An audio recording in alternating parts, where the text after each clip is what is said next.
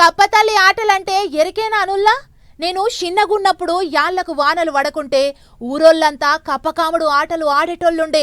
కావడికి 2 కప్పన్లు గట్టి 2 పొల్లగాండ్ల భుజాల మీద కావడి పెట్టి ఊరంతా తిప్పేటోళ్ళు.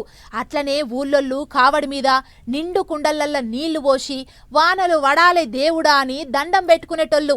ఇన్నేళ్లకు మళ్ళిప్పుడు చూసిన అసొంటి ఆటలు. వానల కోసం ఒక తిప్పల కాదు పబ్లిక్ది.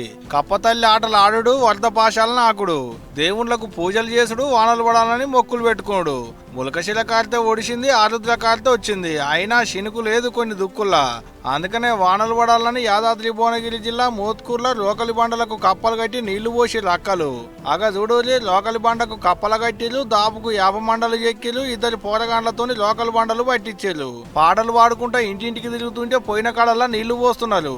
ఈ కప్పతల్లి ఆట ఓడిసినాక అక్కలంతా బండ మీదికి పోయి పాశం వండి వడద పాశం నాకేలు గీ తీరుగా. గిట్లా వడద పాశం వండి కొలుసుకుంటే వానలు పడతాయని అక్కడ నమ్మకం.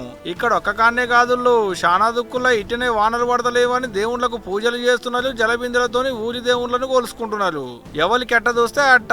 ఏం చేస్తారు మరి? ఆరుద్ర కారితో వచ్చినా శినుకులు పత్తలేవాయ మరి.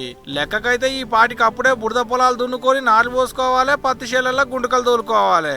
నిరుడు ముందటేడు ఈ పాటికెల్లా కలుపులు తీసుట్లా మస్తు బిజీగా ఉండేటోళ్ళు ఉండే రైతులు ఊళ్ళ పొంటి. గాని శలకలకెల్లా పోయిందే లేదు ఏడు ఇప్పటి వరకు.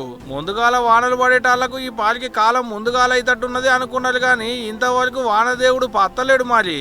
అందుకనే ఇకనన్న 4 శినుకులు రాలితే పంటకు ఆసరైతుందని గిట్లా పూజలు చేస్తున్నారు అన్నట్టు పబ్లిక్ ఊళ్ళ పొంటి. మబ్బుల పడ్డట్టే పడుతుంది కానీ శినుకైతే రాలతలేదు. మరి చూడాలి గిల్ల మొక్కులు పాలించి ఏమన్నా వానలు పడతాయో లేదో అనేటిదిగా.